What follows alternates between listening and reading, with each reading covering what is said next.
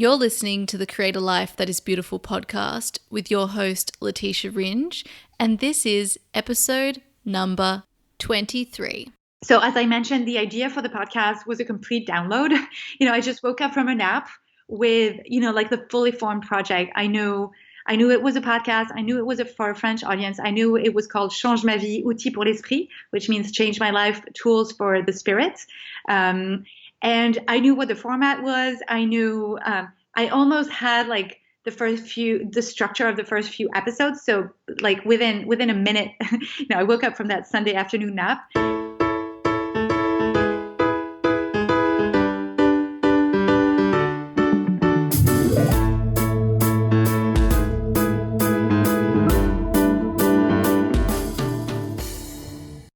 Hello, beautiful. Welcome to episode 23 of the Create a Life That Is Beautiful podcast. I'm your host, Leticia Ringe, and this podcast is designed to inspire, empower, and support you on the journey of uncovering your truth and purpose in the world, and of course, in creating a life that is beautiful to you. Thank you so much for being here. Today I have a gorgeous, inspiring, and equal parts down-to-earth and high-vibe conversation with food blogger, writer, personal development podcaster, and life coach Clotilde Dusoulier. Support for this episode comes from my very own brand new online course designed to reconnect you to your creativity, intuition, flow, sensuality, cycle, heart, and being in the essence of your feminine energy. Embrace Your Feminine Essence is a 4-week online course with class beginning on the 3rd of July, and I'm so excited. This is for anyone who wants to connect with and understand their feminine energy and how to use it. Enrollment opens on the 25th of June, and you can find all the details over at leticiaringe.com/embrace your feminine essence. And if you have any questions at all, please feel free to get in touch. Send me a DM on Instagram at Create a Life That Is Beautiful, or shoot me an email. Okay. Clotilde is the writer behind the blog Chocolate and Zucchini. She's based in one of my favorite places in the world, the most romantic city of all, Paris, and she was one of the first food writers to the blogging industry, the food blogging industry, beginning her blog in 2003 and leaving her full-time job in software engineering 2 years later to pursue full-time writing about food and blogging. Since then, she's written a number of books. I think there's been at least 6 of them, including her latest book, Tasting Paris, 100 Recipes to Eat Like a Local, and also one which I'm very interested in purchasing myself, the French Market Cookbook, Vegetarian Recipes from My Parisian Kitchen. In addition to the successful career she has created in food blogging, Clotilde also, after going on her own self-development and mindset journey, with creativity as her gateway, found herself in the beautiful world of personal development, which you listening to this podcast right now are also a part of. And after enjoying particularly learning through podcasts like this one, she decided to start her own podcast, bringing some of what she was learning and loving to a French-speaking audience. Her podcast is called Change Ma Vie, which in English translates to Change My Life. And, quote, it took off like magic. Clotilde's story is a great example of flow, following your intuition, releasing resistance, and staying in your own lane. Clotilde is also a Flow with Intention alumni like myself, and she has just completed her certification as a life coach with one of my favorite life coaches and teachers in the world, Brooke Castillo from the Life Coach School in Dallas, USA. Brooke has been a huge influence on my work, particularly when it comes to mindset. And also, she is the woman whose advice I followed to give up drinking alcohol using just her tools. I also used her tools to lose weight.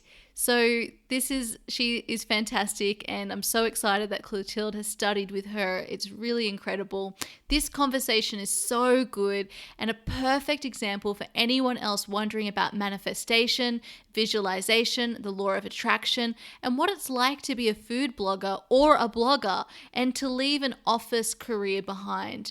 Clotilde talks us through how she manifested her successful podcast, so definitely stick around for that part of the conversation near the end.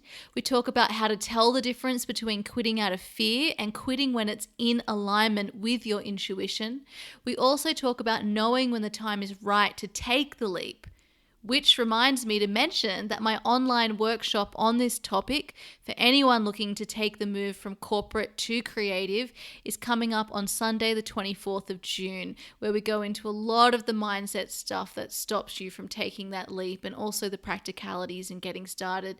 You can still purchase a ticket if you head over to leticiaringe.com/workshops or over to my Instagram.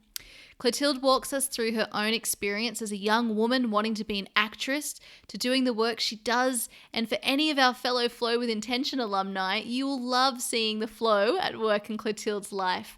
When we release the resistance to the how, we allow what we really want to manifest in the way it is meant to. The way we think something should show up is not always the way it's meant to. We need to remain open to the possibilities, and Clotilde's story of wanting to be an actor and how that has come true in a way that she never planned or intended is a perfect example of this. There is a lot of other juicy material in this episode, my friend. I loved our conversation. We honestly could have spoken for days, including speaking about emotional adulthood, dealing with comparison and external validation, finding expanders in your life, creating space, taking radical ownership of your life, and of course, Clotilde's specific tips for finding purpose in your life. Let's dive on in to the episode. Hi, Clotilde. Welcome to the Create a Life That Is Beautiful podcast. Thank you. Thank you so much. I'm so excited to have you here with us today.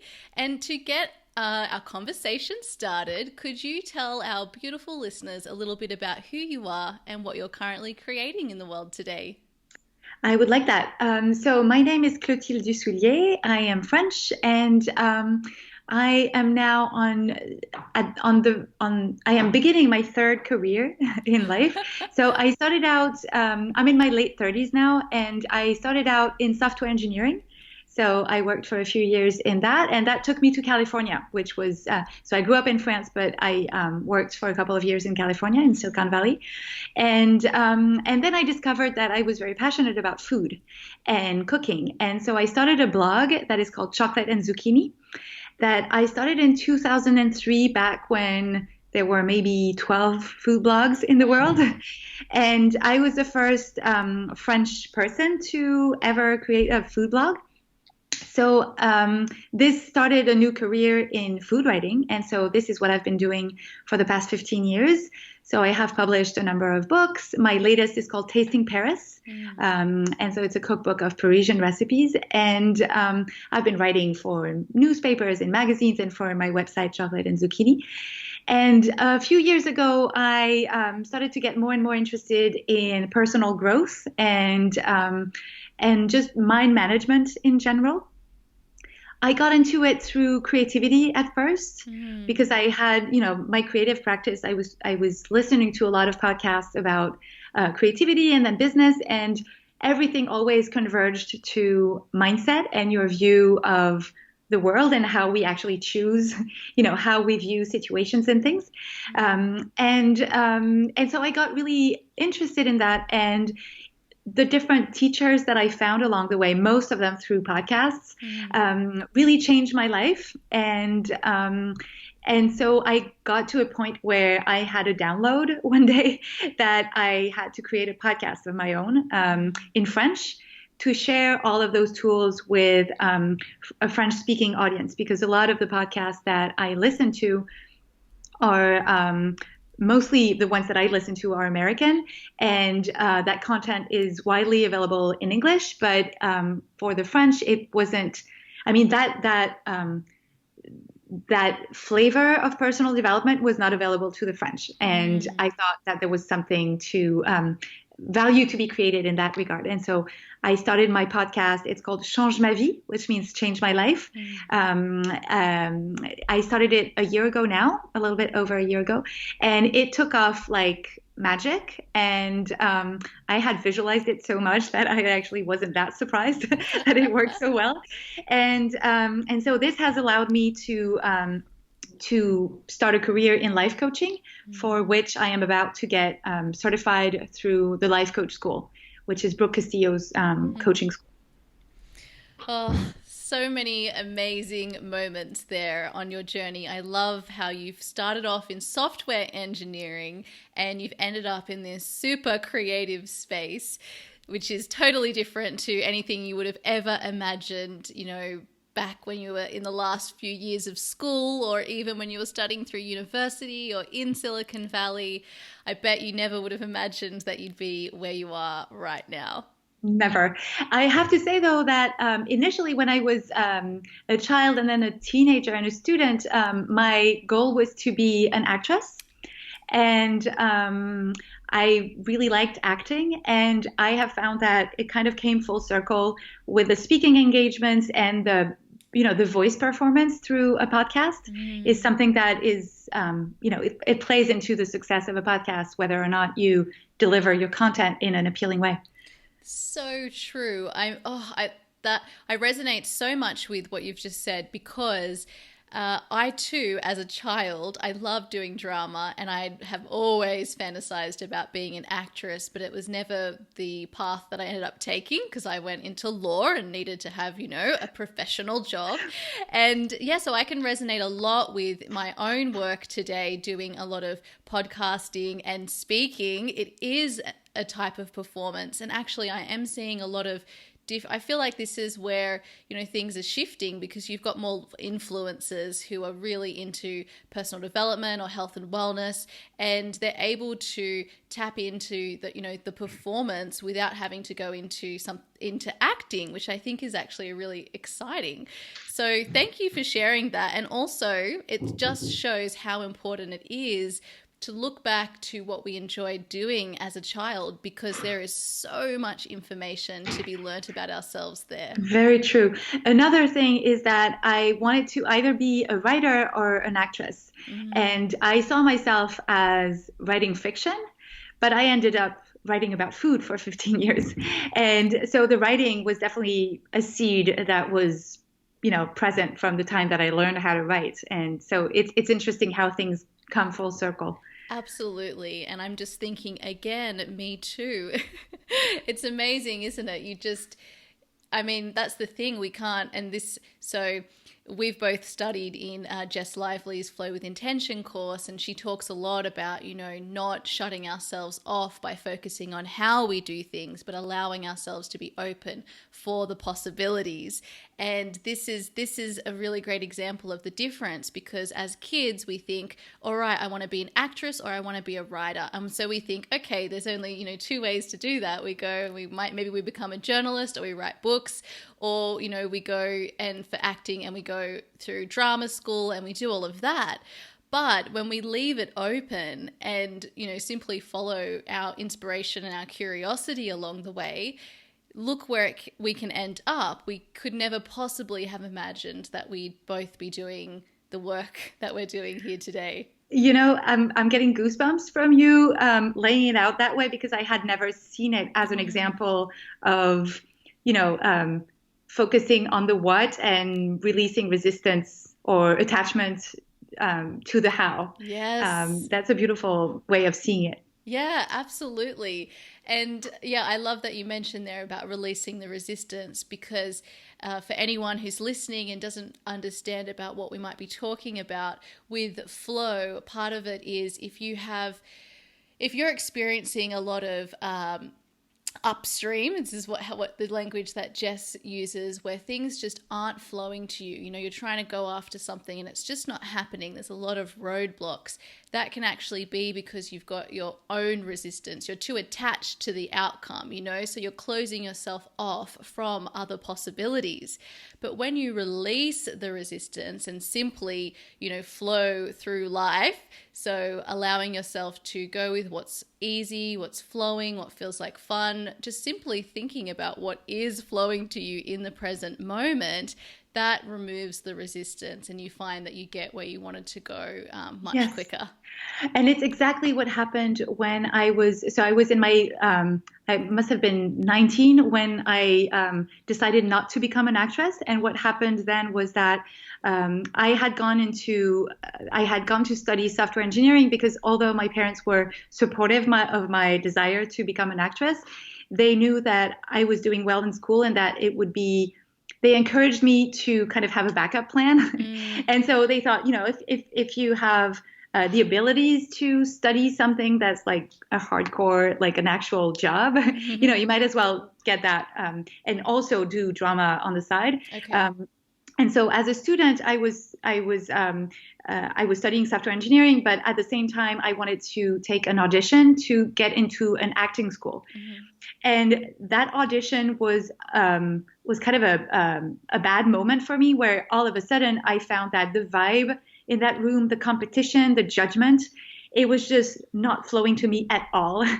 And just like that, it was kind of difficult for my ego to not be admitted and to have such a bad emotional experience around it. But this, just like that, I was like, this is not for me. And this was around, so it was 1998 or so. And this was really the beginning of the internet. And I saw that this was very exciting to me. And so I went into it with an open heart because this was so exciting to me. This wasn't something that I did as kind of a consolation prize. I was really flowing into it. And also I had my boyfriend and he was really into it. And so this was not like, I was not disappointed to not do the acting. I just gave it up. And it's nice to imagine that it kind of came back in another form, decades later. Definitely. And if you go back to that moment when you did decide to, get to not go down that path, did it feel like a very peaceful decision at that time?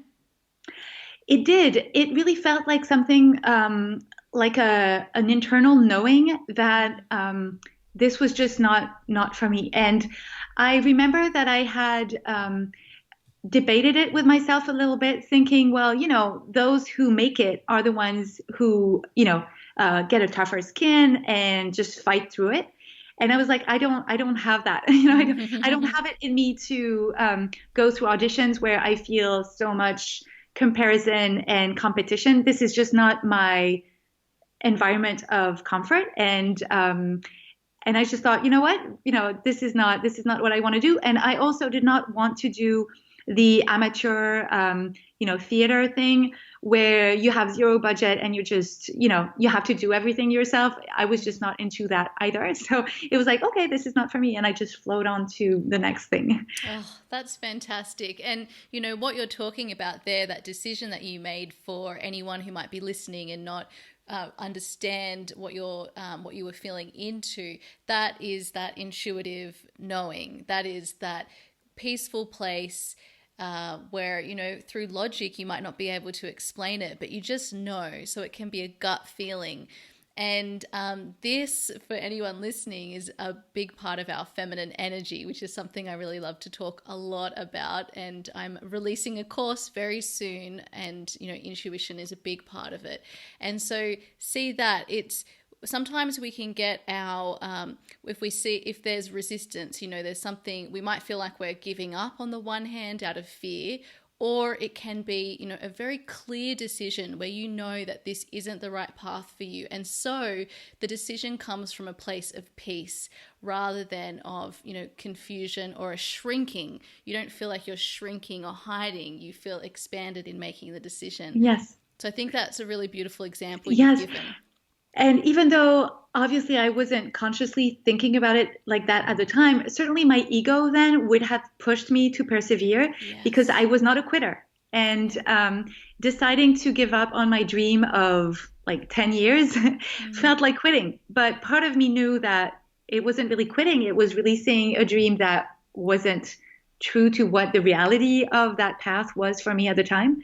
And so I just and I was surprised at the ease with which I was able to just, move on to the next chapter. Yeah. And that's very telling in itself because that's flow.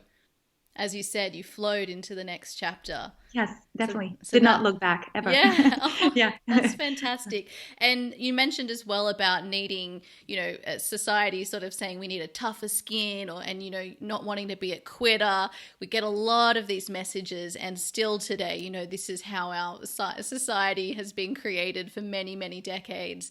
So this is not only are we dealing with, with our ego, which might be attaching on to the identity of whatever we want, but we're also dealing with all of these messages around us from our society, from other people, and we think that these are our own beliefs about ourselves.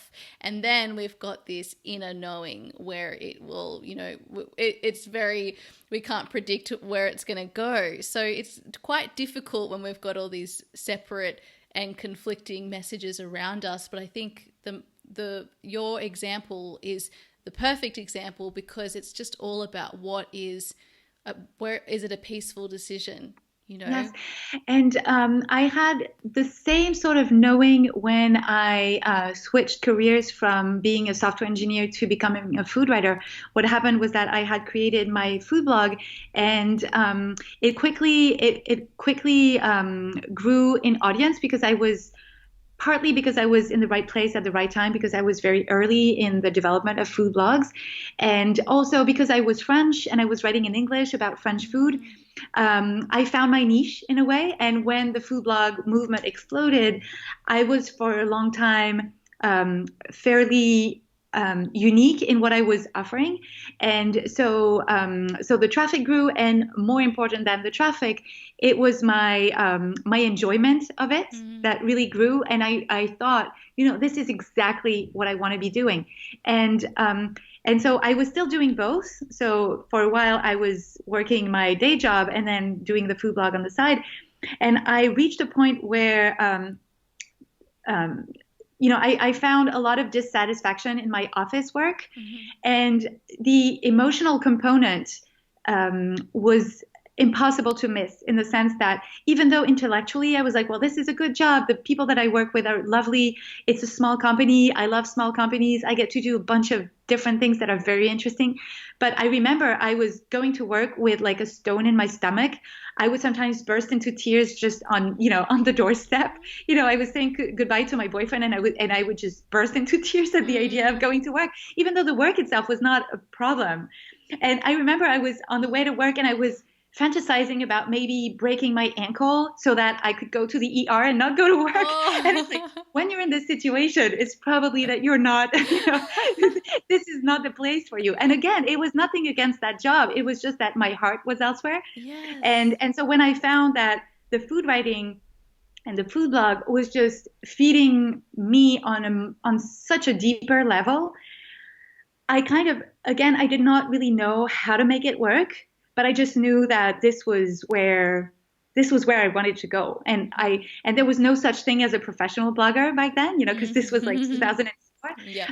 And so I started to, experiment with a bunch of different things and a bunch of different assignments. And I pitched ideas and I tried to, do freelance writing. And what ended up being the push for me was I wrote a book proposal, and then I sold the book proposal. And so I got an advance, I got a contract, I had, a big project to take on that seemed to provide enough structure that I felt safe. I felt confident in the fact that I would have something to do, for a full year to write the book. Yep. And part of it was that I was young, when I quit, I was 26, and I didn't have children. And so I was thinking, worst comes to worst, I do this for a year and then I go back to an office job, and then it will be my crazy food writing adventure. Yeah. So there wasn't very much, I did not dread it. And I'm happy to say that I never had to go back. Yeah. And I don't think it's unlikely that I ever will now, but But certainly listening to the emotional reality of my situation, that was very different from what it looked like from the outside, was Yeah. really key for me. That's a really important point. And also, I think what's really important there too is that so like when you gave up on the actress or dream of going to drama school and thought, I'm not a quitter, and that didn't feel like the right thing to persevere through, comparing that to then with the food writing, which at that time, because you're trying lots of different things, you would have had a number of things that didn't work, a number of things that did. And so there's a perfect opportunity to be resilient, but there it was something you wanted to be resilient with. I Yes. think that's really Yeah. important for people because Yes. we talk about resilience a lot, and that being a really important quality in a person. And I think people can think if they give up too soon on just anything, then that means they're not resilient. But it's knowing when that's the right time for you to be exercising, your resilience muscle. That's very true. And there's a difference between resilience and obstination. Um, and um, and I think what's key, or at least what has been key for me, is how you feel about it. And with the actress thing, I I could not have stayed in that emotional state with the software engineering. I could not. It was just obvious to me that I couldn't stay in that emotional situation, even though materially I could have stayed. It would have been fine, but I was just not willing to put myself through this. And with the food log, I have to say, what was hard for me was that first year of being of working for myself for the first time in my entire life. Because when you're a kid at school, and then you're a student, and then you work for, within the structure of a company, you're always told, you're given structure, you're given assignments, you're told what to do, which sometimes is good and sometimes is bad, but at least you have structure. And all of a sudden, I remember I felt a little bit lost, and I had a lot of doubts. I was thinking, who cares what I have to say? And am I going to be able to do it? And what if it's a complete flop? And, so a lot of doubts to struggle with, a lot of tears that were shed, but never, it wasn't the kind of tears that made me think, okay, let's go back to the office job. It was tears that I really wanted to get through to the other side. Yeah. And I don't know how I knew the difference, but I did. Yeah, that's really important because Elizabeth Gilbert, she talks about, and I don't know if it's in a book, but I've seen her interviewed talking about this, like no matter what you choose, and actually I think she does talk about it in Big Magic, no matter what you choose as, your passion or your career, whether you love it or you don't, everything is going to have its negatives and its positives. And she calls it a shit sandwich, everything's got its own shit sandwich. And so she says it's about which one, do you want to eat? Because which one's worth it to you, and nothing is going to be, all the time just positive.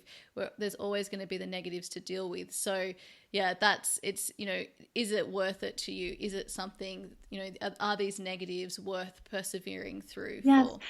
And it's a matter of learning to tell the difference between when you feel bad because you're going against your intuition, and when you feel bad because you're stretching your wings and trying to grow, growing pains versus swimming upstream, if you see Yes. what I mean. And certainly when you're going out of your comfort zone, there is discomfort. And it's just a matter of recognizing, what I am feeling. Is it part of getting out of my comfort zone, or is this a stop sign that says, this is not what you really want to do? Yeah. And I think it's up to each of us to, obviously writing to your intuition is always helpful. Yes. But it's up to each of us to know how to learn how to tell the difference by experimentation and seeing, well, if I give this up, do I feel better? And do I feel better because it feels safe, or do I feel better because it's right? Or, do I feel better because I've gone back to the cave? Exactly. And nobody can teach you that you can guide people, but it's something that you have to learn to recognize within yourself. Absolutely. And because the way our intuition speaks to us, that is different for different people. You know, some people find, let's say with Jess's writing to your intuition, that to be really difficult. And that's because we all have our own intuitive library. So, and it's only through, you know, when we don't listen to it and then we know, that was an intuitive nudge.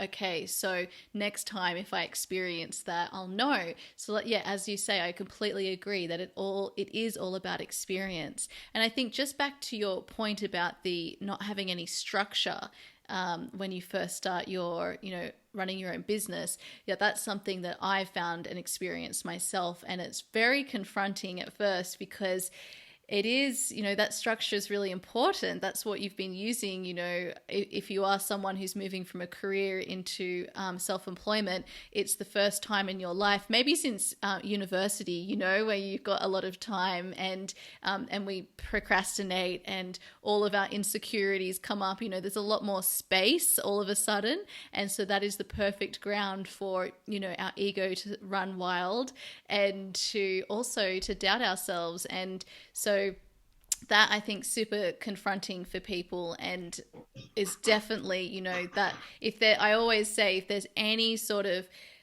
issues going on for you before you move into self-employment, they're definitely going to rear their head. Yes, definitely. And in my specific experience, I have to say it wasn't so much the structure in terms of, assignment and deadlines, because I was always a fairly organized and fairly driven person. Mm-hmm. I was the kind of person who got things done, a week before it was due because I wanted that margin of security. Yep. What I was missing was, part of it was that I was attempting to do something that I had never done before, which was to write a book. And nobody teaches you how to write a book. Nobody Nope. teaches you how to write a cookbook. Now there are a lot of resources, but back then, it was like the experienced cookbook authors were not teaching their craft. So I kind of had to make it up as I went along. But what I was missing was the ability to rely on external validation, because when you're in a company, your team lead or your manager or your boss, tells you whether you're doing great or you're not doing great. And so if they say you're doing great, then, it's fine. You're doing great and you don't have to doubt yourself. Whereas when you're on your own, even, your readers might tell you what they think, but some will think it's good and some will think it's disappointing. Yeah. And so you have to kind of internalize that validation. And it's something that nobody teaches you how to do. And especially when you're, in your mid-20s, it's, this is what growing up means. It's internalizing everything that you previously relied on other people to do for you, emotionally. Yeah. It's the emotional adulthood. That's really the hard part of becoming a grown-up, and certainly starting your own business is the fast track to that. Yeah. You suddenly have to decide everything for yourself. And I think that's a really great point that you made about external validation, because, well, when we think about it, we learn to seek external validation from, the moment we go to school, and probably before that as well. We don't want to upset our parents or get in trouble if we, do the wrong thing. So it's from such an early age, and when, importantly, our subconscious is being formed. So we are real rule abiders. That's the way our society is created as well, So when we go away and we get to make up the rules for ourselves, that is, it's overwhelming, Yes. Oh, and you can get lost in that. Yes. And I think what happens for a lot of us is that at first we don't understand right away that it's up to us to make those rules and then stick to them. And so we kind of thrash about looking for, jumping from one kind of validation to the next. Yes. But we keep looking for it outside of ourselves. Yes. And it takes a while to understand. And for me, it's probably taken about a decade to understand that, it's an inside job. Validation is an inside job. Yep. Absolutely. And I mean, this is what coaching is all about, because it's guiding a person back to themselves. And I think a lot of people have there are a lot of misconceptions out there about coaching, that, you're getting someone to give you the answers. And that's the difference between, say, consulting and coaching, where you would get a business consultant and you'd be getting their expert advice about how to do something. With coaching, the coach is simply guiding and facilitating the space for a person to find the answers within them. Yes, definitely. And that's so wonderful that, back then you experienced it. Well, looking back at that experience now, you can see that what you really needed was what you needed to learn was how to look within rather than seeking it from outside yourself. Hi gorgeous, it's Leticia here again, just pausing for a moment to talk to you, to give you some more information about my online course, Embrace Your Feminine Essence, which is supporting this gorgeous episode today. 2 key components of feminine energy, and therefore this course, are creativity and intuition. Many of us don't actually believe that we're creative or connected to our intuition. We find it really difficult to understand what it even is. But the truth of the matter is that we are all creative and we are all intuitive. We just need to release the grip. And shifting from viewing creativity and our intuition as something we receive rather than something that we own, that is us. Take a look at people like Clotilde and I, coming from careers that don't seem creative at all, are now fully immersed as creatives. You don't have to choose whether you are creative or not, whether you are intuitive or not. You just are. And these are 2 of my favorite topics, and I'm honored to be teaching many tools for both in Embrace Your Feminine Essence, my 4-week online course. You can check out the details at leticiaringe.com/embrace your feminine essence. How did you get through that initial phase? It was messy. It was messy, and it took a really long time for me to. And I think I did not. Now that I have more tools, I could advise someone at that juncture in a more efficient way, and I kind of had to create my own system, and so it was a lot more painful. And I tried a lot of things, and so. I tried things that were kind of intuitive, the idea of learning how to put comments in perspective, when you get criticisms or validate or praise, what to do with either one of those things. And I remember once hearing on a podcast that you couldn't develop, if you did not want to get hurt by the negative comments, you couldn't rely on the positive comments to, build you back up. And I remember feeling so much resistance to that because I was like, don't take away my my positive, don't take away my praise because, and so this is just a sign that I was still. So what I had learned to do was just build myself up from the positive feedback that I got and trying to, not listen to or not give too much importance to the occasional negative feedback that I had. But this wasn't sustainable. And so I found that, it's only later. And I think it's also something that comes with time and with, I'm 38 now, and all of those coaching tools I learned about in my early to mid 30s. Having children also kind of puts you right in the thick of it. And I'm actually glad that it took me that long because I have tried so many things that I know I know what it looks like. I know what it feels like to look for answers and not find them for a while. And I just love the entire journey, really. Yeah, definitely. I mean, it's all so important. And, we always talk about with Jess as well about the importance of contrast. And we only know that by experiencing the contrast ourselves. And that's why it's so important. We can't always be feeling good. We need to be able to feel bad and to allow ourselves to experience those times when we are feeling bad so that we know what to do with it. What are our emotions telling us? That's very true. That's very true. And what I like also looking back on this path is that there are a lot of things that I did intuitively and sort of I just chanced upon behaviors or mindsets or ways of looking at things or ways of approaching things that I now, with more perspective, understand that I was, for instance, using the law of attraction without, making the law of attraction work in my favor without really realizing it. And so it's really fun to use my, almost 4 decades of life experience and understand in the light of those tools that I now understand a lot better when I was going in the right direction and when I was kind of swimming upstream or having resistance. So that's really interesting to draw from. Yeah, absolutely. So tell me, you moved into full-time food writing, blogging, and like when did the blogging industry become a thing? So I remember that there was a big media coverage around 2005. There was kind of a Okay. first, it's like every daily newspaper in the US ran an article about food blogs and what they were and what a blog was. Yeah. And so there was a big boom at that time. And then around, I guess, 2009, there was another new wave. And there was another new wave around 2012 or 2013. And it Yeah. has just grown and grown and grown.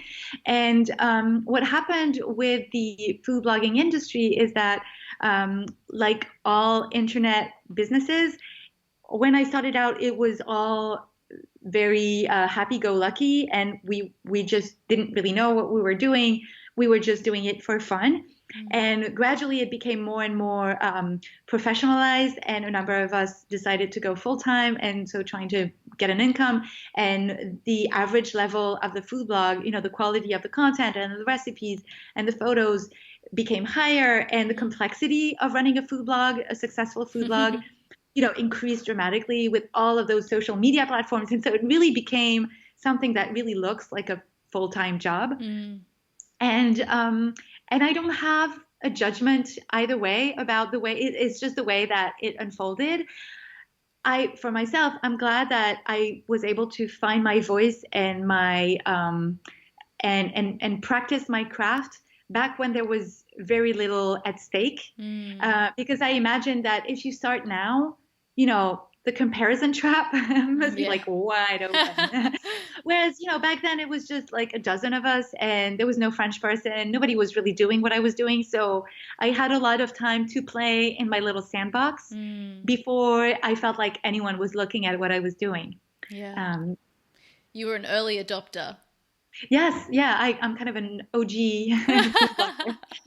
That's amazing. Yeah. Because I hear a lot about, 2012, 2013, when that massive wave happened, or a lot of people who started even then with podcasting, that it was, not really a thing. And the people who started then and stayed with it, they've, got big names and huge audiences for themselves, and they talk about needing to make it up for themselves. So I imagine that's exactly what you're talking about with blogging first starting out, and having that less pressure. When even just the word pressure makes me feel the pressure, because you feel like you're under a microscope today in a lot of ways with the way social media is, even if you're not using it for your business. But I think personally, everything is there to be seen if you're someone who uses it to, like often. So that can make things very confronting for a person. And also it's going back to that external validation. It is a trap to fall into external validation again, because we're constantly, seeking likes and comments from people, and then that makes us feel like, well, I'm enough. I've got enough followers. I've got enough people liking my stuff, and that's, personally or professionally. Yes, but in this regard, I guess I was from the very beginning. I stuck with this idea that I was really doing this because I loved to do it. And I would not, it's funny because Jess often talks about sacrificing her alignment for nothing or no one. And I think professionally, I was always very much guided by what excited me, what lit me up.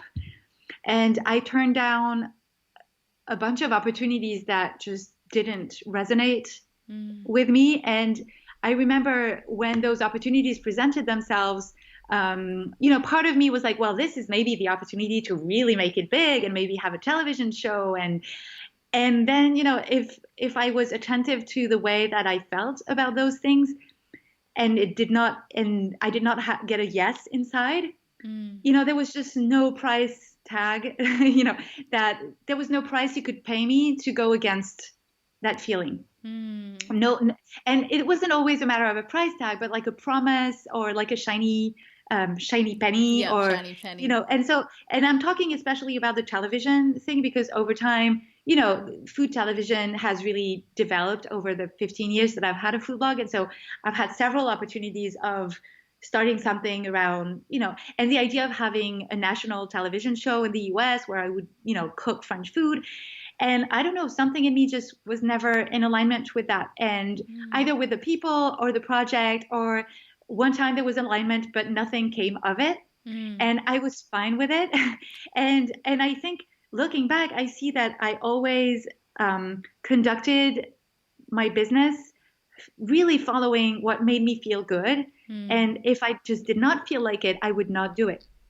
If I did not feel like publishing a post or doing, a sponsored something, or using a social media platform that just made me feel like ick or overwhelmed or tired just thinking about it, I would just not do it.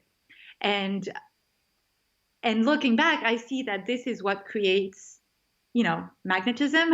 Yep. Because then, I feel like, and I don't know where it came from because I did not know about those things. Yeah. So I just kind of intuitively follow that path.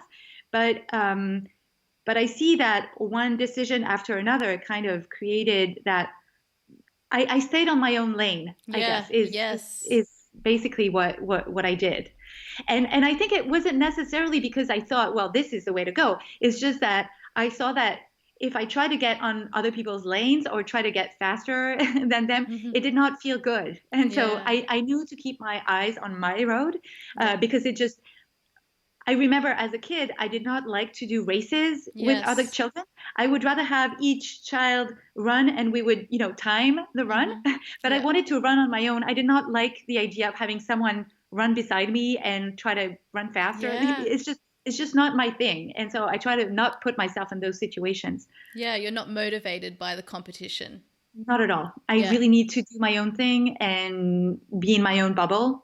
And but I think my intention is more to protect myself than to exclude others. It's not that I don't care about others. It's just that I know that it's not helpful to me and it does not put me in the right frame of mind to do my best work. Yeah, absolutely. That's so important to know. So did you come to these realizations after doing Jess's Flow with Intention when it comes to, making decisions based on intuition rather than ego, and also about the flow that you've experienced in your life?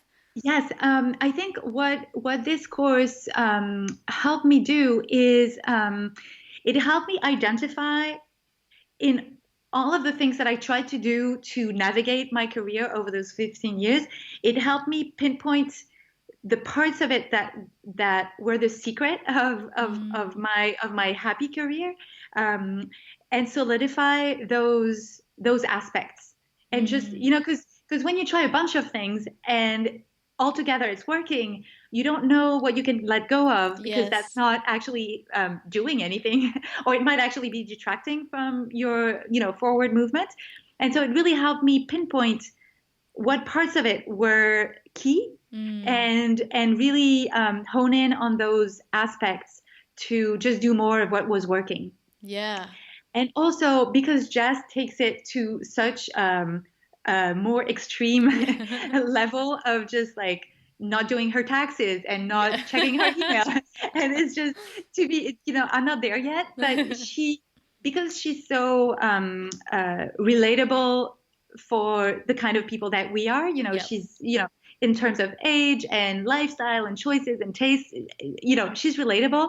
I see her and I'm like, well, this, if it works for her, then I can move in that direction. And it's the same with Brooke Castillo in different ways, that she, she is an example of what's possible. Both of them Yeah. are, for me, examples of what's possible.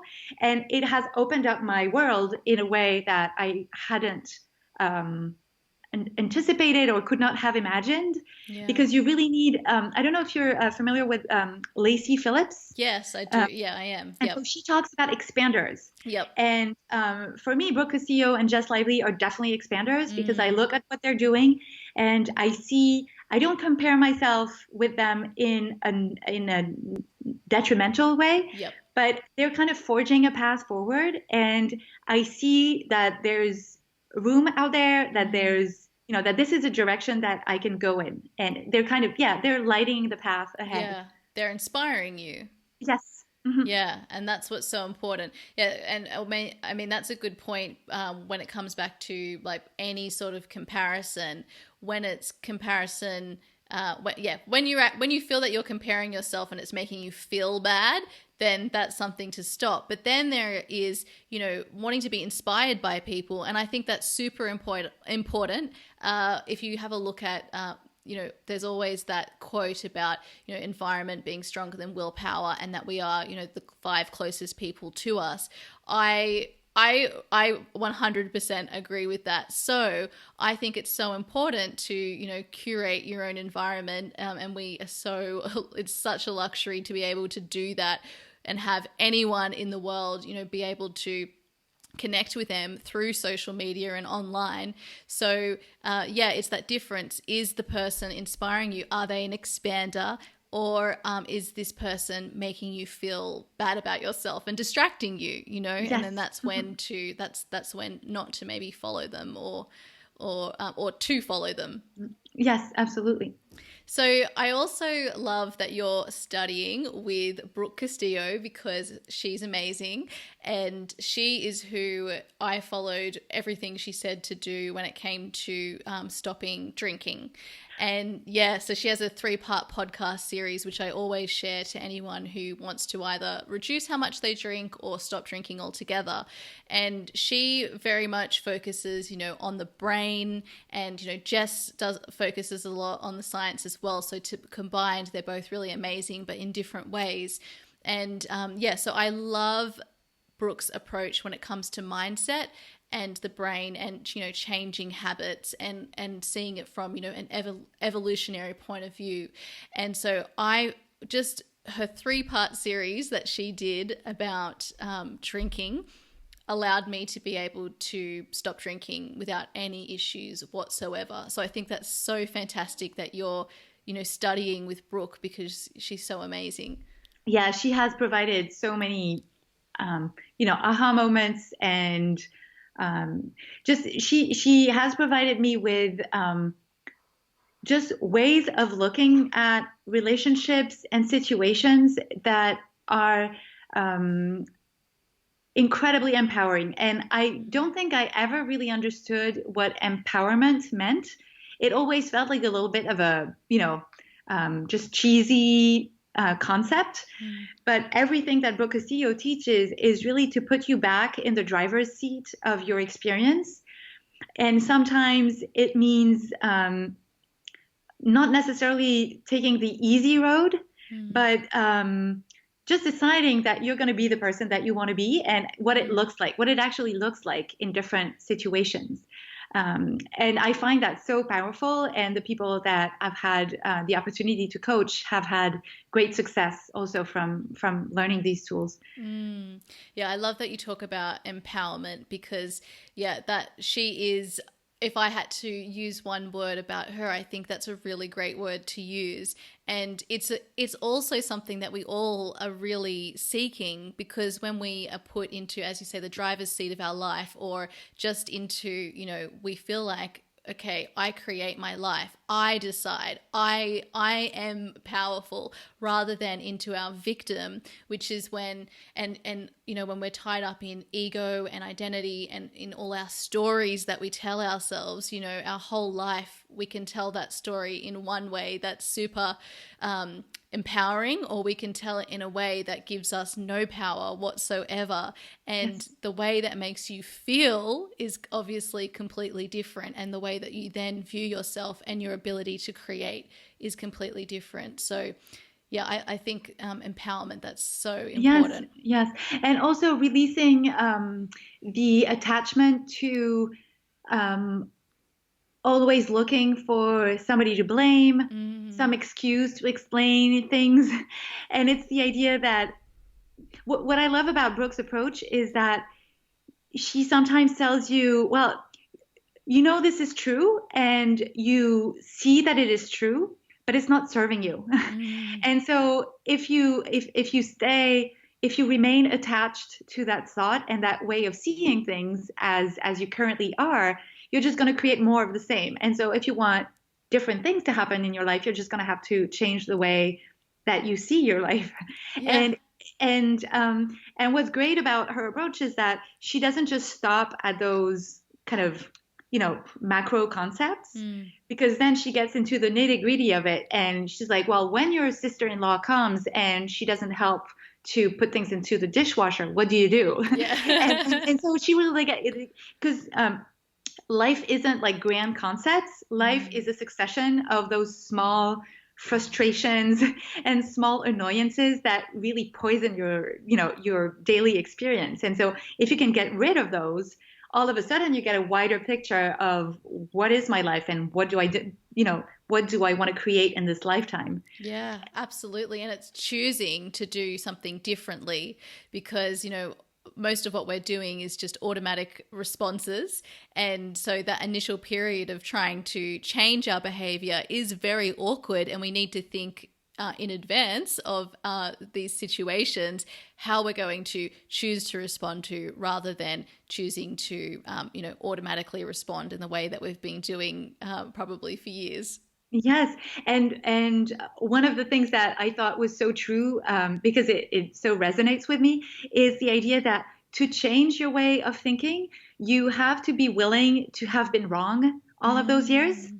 And this is not easy, especially, I mean, I tend to be the person who wants to be right all the time Yep. and wants to insist on what I said and what I chose. And if you can't admit, I mean, if you can't be okay with the fact that you were wrong, you're never going to change. And Mm. so that's oftentimes why it's so difficult to change, because it's admitting that the way that you've been doing things all this time was not serving you. And so you're left with that idea, and this is uncomfortable.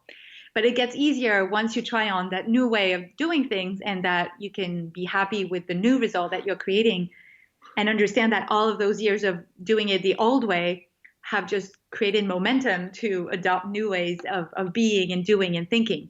Yeah, absolutely. It is very confronting when you realize that, oh, actually, I'm the one who's got me to where I am today, and if I don't like it, that's On my me, fault, yes. not someone else's. Exactly. That's so true. It is hard, and I noticed this, and I noticed it within myself. Before I started to get my power back in my life, you'd be triggered by some things that people would say because it would make you question your own relationship with yourself or your own life.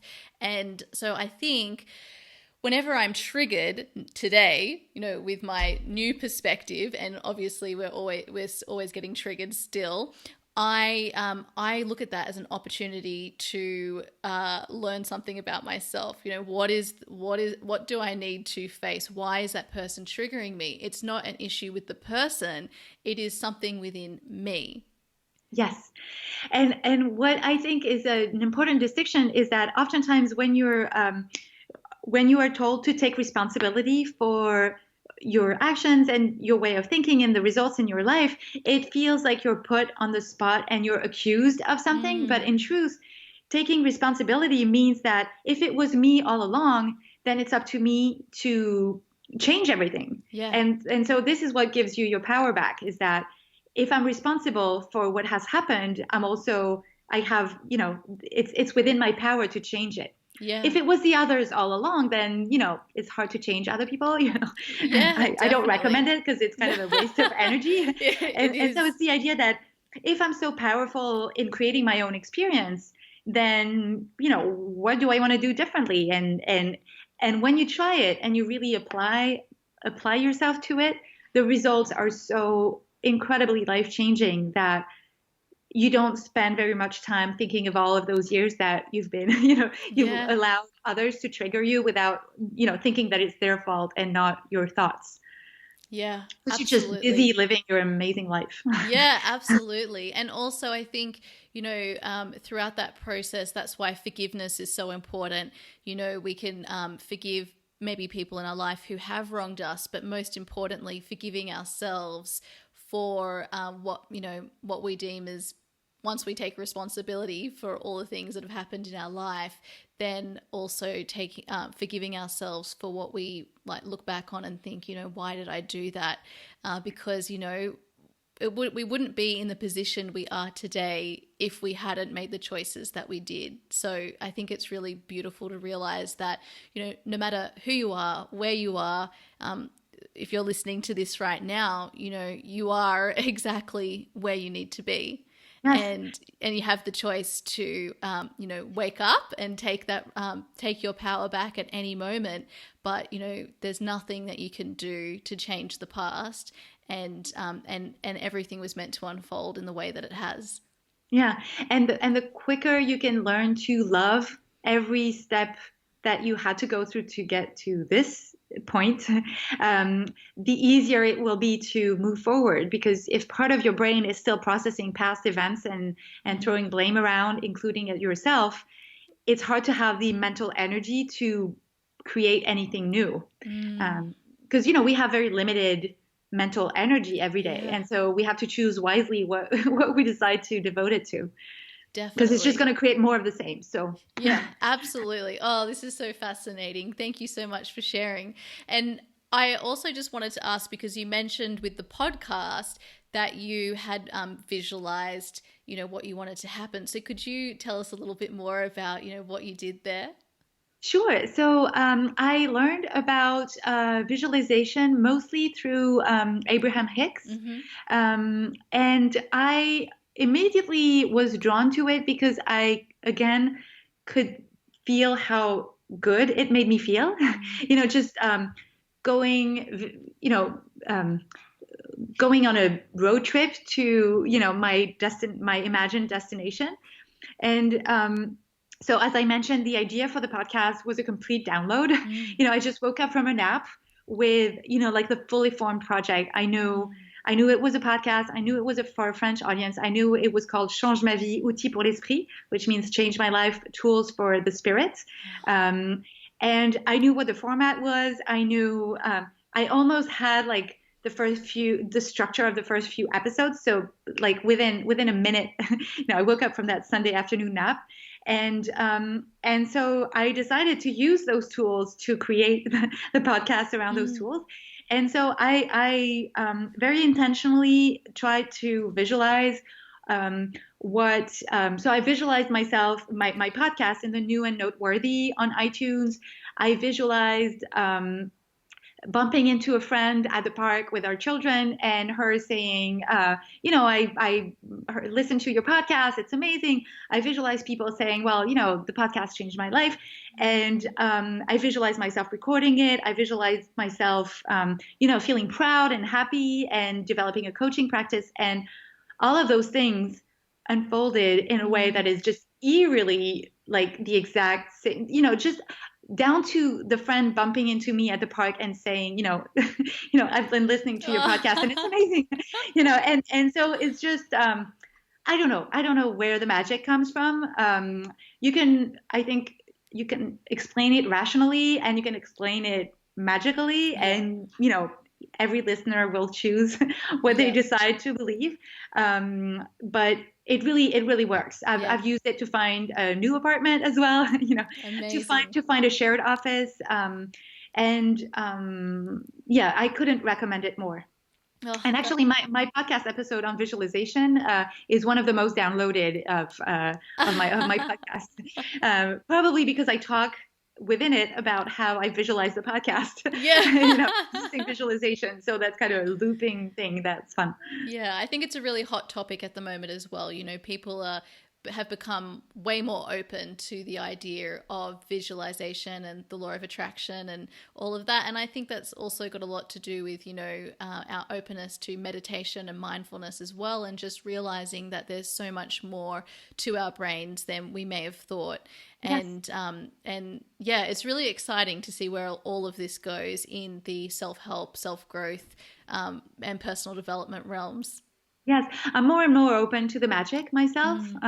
But what I like is that there's, with every successful tool that you use, there's always a way to explain things rationally for people who like things to be rational. Yep. And for those who want to be open to the magic because it's fun and because it's exciting, then there's that option too. But oftentimes, both of those ways of thinking go in the same direction. So that's fortunate.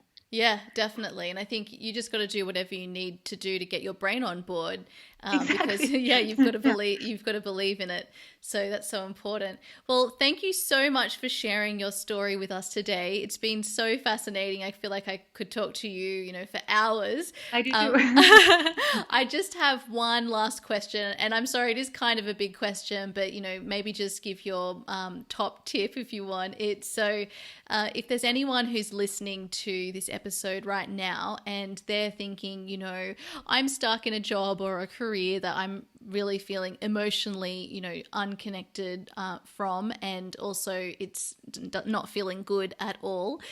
Is there any advice that you'd give that person to finding something that's more in line with what they enjoy and more meaningful to them? Sure. So for me, the first step, now that I have those tools, the first step I think is getting in place some kind of practice to become more aware of your current situation and what's going on in your brain. So what are the thoughts that you're having? What are the emotions that you are feeling as a result of those thoughts? How are those emotions influencing your behavior in that job? And really understanding what part of it is self-inflicted to a certain extent, because you're having thoughts that, of course, are creating a negative perception of your situation.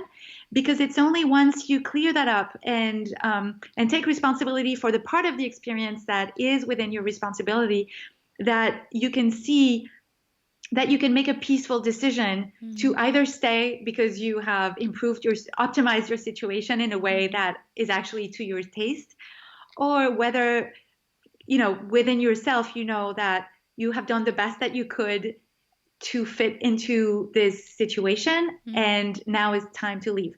The one exception that I will make to this is that if some kind of boundary is crossed, like if you are in a situation of harassment or violence of any kind where you feel like you as a person, your integrity is not respected, then don't stay and optimize your thinking. Just do what you have to do to protect your boundaries. But if there's no boundary issue and there's no violence, either moral or physical, it's worth it to stay in those situations that don't necessarily feel good as an opportunity to understand what part of it is your thinking and what part of it is just that it's not a good fit for you. Yeah. And the reason for that is that if you feel like it's the job's fault, then you're going to take your thinking with you to that next job or that next relationship, and you won't have fixed the underlying cause. You will just have changed your circumstances. Yes. And so while you are in this circumstance that may be difficult for you, see what you can do. Take it as like a great classroom to work on your mindset and optimize your mindset. And then if you still want to go, you go. Yeah. Oh, that's such great advice. You listening can't see me, but I'm just shaking my head, nodding my head, I mean. And I think that's beautiful. And actually, you know what? Before I left my corporate career and started my own business, I had to make that change with my work rather than going in every day being like, oh, I hate my job. I hate it. Going in and really seeing the job for, what it was doing to serve me. And because I was in that positive frame of mind, very quickly I got a lot of clarity about my situation. And because that hating my job, that was actually clouding my vision. And you're so focused on the detail that you can't like zoom back and see and get perspective. So thank you so much for sharing that, because I think that's super helpful for anybody listening. And it's not something that anyone's raised on the show to date. So that's fantastic. That's great. Thank you so much. And thank you once again for coming on. There's so many amazing points here. I can't wait to go back and listen to this again. And it's so lovely to connect with someone who also, highly respects, Jess's work, and also Brooke. And is also, another life coach and podcaster. And yeah, so thank you so much for sharing this space with me today. Thank you so much. And I love your podcast. It's amazing. Oh, thank you. I wish I could listen to yours. I'm going to learn French. Well, you can listen. You might not understand, but you can listen. That's true. Okay. Thank you so much. Thank you so much. So there it is, my friend. Thank you so much, Clotilde, for coming on the podcast and sharing your beautiful insight and wisdom with us. I hope you felt like you were sitting there in the conversation with us. It was just like speaking to a close friend who I could talk to forever. It's one of my greatest joys in life to pick out the crumbs in a person's story that led them to where they are now. When we look at our own story, it's not always so obvious. And actually, I think it's one of my personal, best skills that I have. Because looking at that example of wanting to be an actress in Clotilde's story and then pivoting when it didn't feel right, allowing her journey to unfold in the way it was always meant to, it's such a beautiful example for us all. And this is feminine energy at play, my friends. It's so cool. This is what life is like when you're living in balance with both your masculine and feminine. Life becomes a whole lot more easier, fun, and of course creative. We release control to gain control, all of which we will be taking a deep dive into in Embrace Your Feminine Essence. You can thank Clotilde for coming on the show over on Instagram at ClotildeNet. I will have all her details in the show notes for this episode at leticiaringe.com/Clotilde Dusoulier. And we would love to hear how you guys like this one. What's resonated most for you? What was your biggest takeaway? Go ahead and take a screenshot on your phone of you listening to this episode and let us know that you love it. Now go on, beautiful. Go out there, follow your joy, follow your inspiration, follow what you love, and create a life that is beautiful to you. And if after listening to this episode, you're thinking, I would love to be a life coach too, I am very, very happy to have a chat about life coaching with you.